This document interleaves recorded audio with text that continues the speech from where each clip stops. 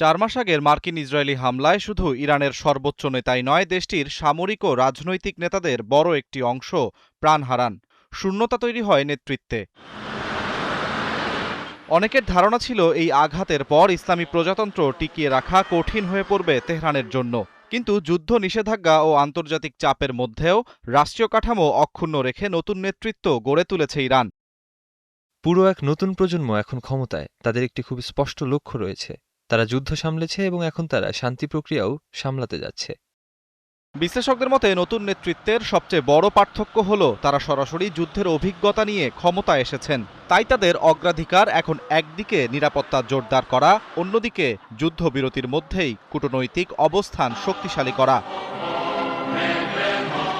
নতুন নেতৃত্বের শীর্ষ পর্যায়ের ব্যক্তিদের সঙ্গে ইসলামিক রেভলিউশনারি গার্ড কর্পস বা আইআরজিসির সম্পর্ক আগের তুলনায় আরও ঘনিষ্ঠ। বিশ্লেষকদের মতে এর ফলে ভবিষ্যতে নিরাপত্তা ও সামরিক বিষয়গুলো রাষ্ট্র পরিচালনায় আরও বেশি প্রভাব ফেলতে পারে। অন্যদিকে যুক্তরাষ্ট্রের হামলায় ইরানের পারমাণবিক স্থাপনাগুলোর ক্ষতি হলেও দেশটির কৌশলগত সক্ষমতা পুরোপুরি শেষ হয়নি বলেই মনে করছেন অনেক বিশেষজ্ঞ।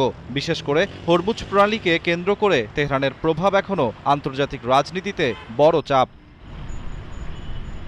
ইরানের আঞ্চলিক মিত্রদের অনেকেই সম্প্রতি বড় ধাক্কা খেলেও নতুন নেতৃত্ব সেই জোটকে নতুন বাস্তবতায় পুনর্গঠনের চেষ্টা করছে।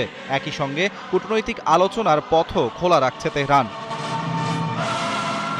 বিশ্লেষকদের মতে পুরনো নেতৃত্বের মতো শুধু আদর্শিক অবস্থান নয়, বরং সামরিক সক্ষমতা, অর্থনৈতিক বাস্তবতা ও কূটনীতির সমন্বয় ঘটিয়ে এগোতে চাইছে নতুন প্রজন্মের ইরানি নেতৃত্ব। আর সেই কারণেই মধ্যপ্রাচ্যের ভবিষ্যৎ রাজনীতিতে ইরানের নতুন নেতৃত্বকে আগের চেয়েও আরও গুরুত্বপূর্ণ ও প্রভাবশালী শক্তি হিসেবে দেখছেন আন্তর্জাতিক বিশ্লেষকরা। আরাফাত ইসলাম, ৭১।